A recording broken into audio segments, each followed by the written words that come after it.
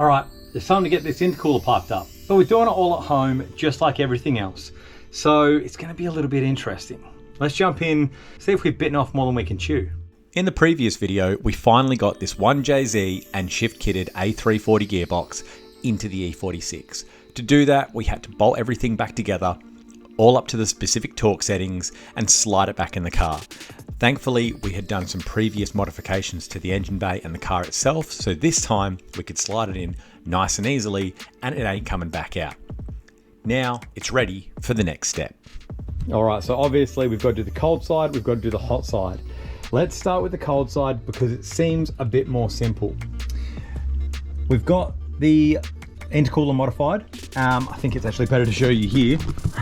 So we've got the intercooler modified. This is ugly, but it works, okay?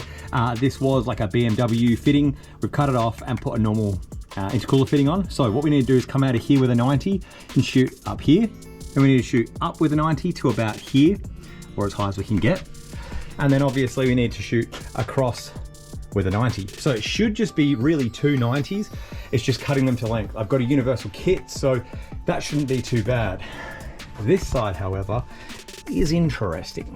So as you can see, the turbo outlet kind of goes back a little bit. So we're probably gonna have to get, not a, what's more than a 90, like a 120 coming in this way to shoot over here.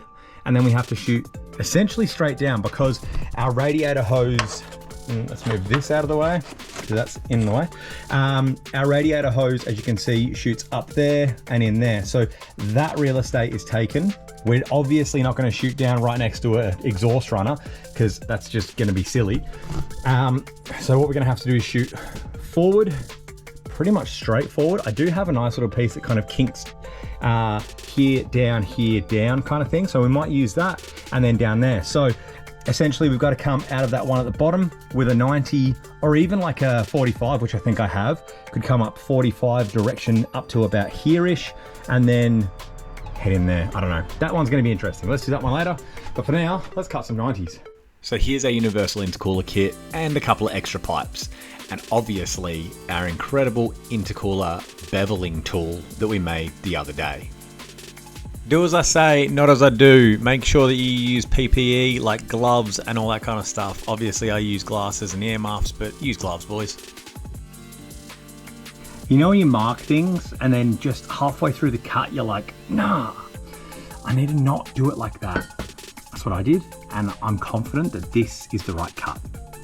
Let's see if I was right. Oof, when you're right, boys. You know what I mean? Sometimes you just gotta trust your gut. So now all I need is a piece that goes there.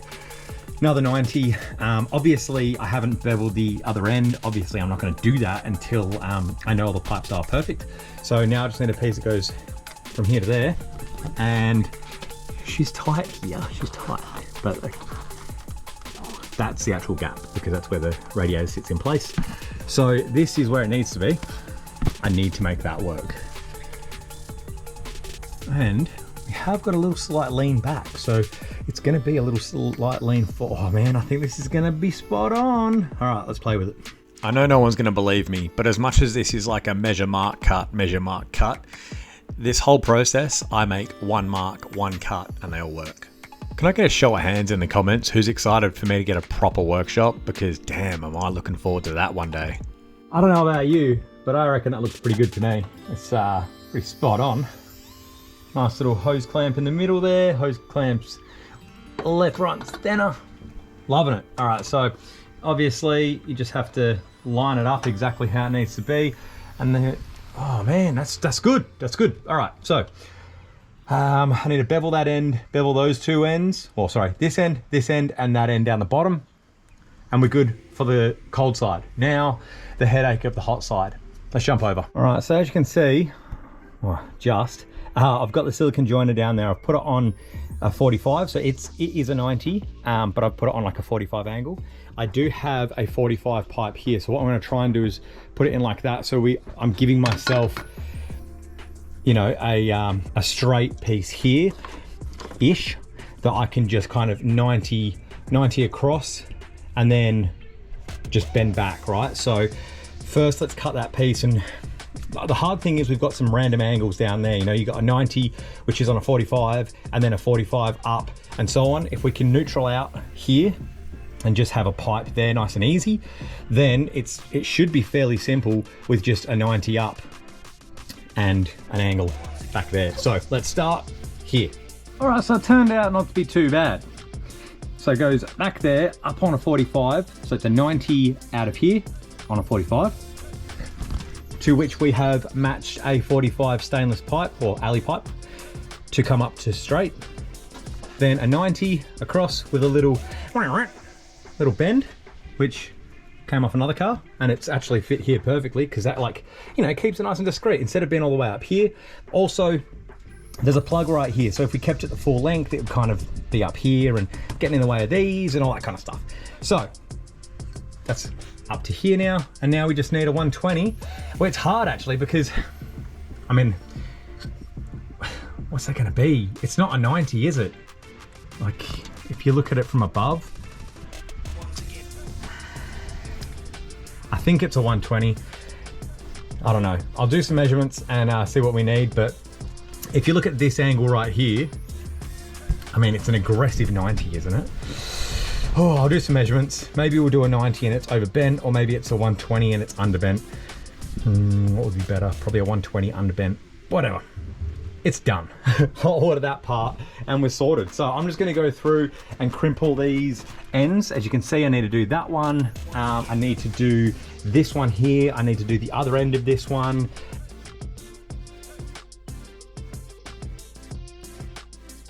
I do need to order another 90 bend. All this is coming off again because currently I haven't finished the lines, like all the boring lines. So we've got these being made. You guys would have seen us. We made all the templates for these, and then it's just like fuel lines, transcooler, power steering, and obviously aircon lines. So they've already got to get done, and this is all going to come off. But while I'm waiting for that to happen, let's, like, you know, progress. So that's what we're doing this today. But that's sweet. That's all sorted. What I did want to do is actually get this in situ, because I know that's going to sit about there, because I want to put a reservoir about here, which will be our filler for our radiator hose. So that's kind of going to have a chamber here, and I needed to know that that would fit. I was actually going to put it onto these studs. Glad I didn't, because it wouldn't have worked. So now I'll make a bracket off of these two studs and sit it like there, and then the bottom hose will go down and join the radiator hose. But that's neither here nor there. That's boring stuff. That's not exciting. That doesn't make cool noises. But I did need to know where I could fit it. So that's great. I'll pop that there. And then in one of the upcoming videos, we will be doing a cold air box. So again, I need to find out where everything was going to sit so that I can, you know, stop doing that. I need to get the angle and see what kind of filter I can fit and where I can box in, etc, etc. So as for the intercooler pipes, just knocking stuff around, they're pretty much done. So we can essentially tick that off the list of all the things to do, which is getting quite long, but we are chipping away at it, which is really good. It's gone from an A4 notepad to an A3 notepad. So I guess that's better, or maybe I'm just writing a lot smaller. I don't know, but this is done. So thank you guys for coming along. Did this all at home. I'm essentially a fabricator now. So if anyone asks, yeah, I watch Adam the YouTuber. He's also a fabricator, so whatever. I'll wear that one, you know? Pretty proud of that. No welding, but now please let me know what you think. Jump in the comments.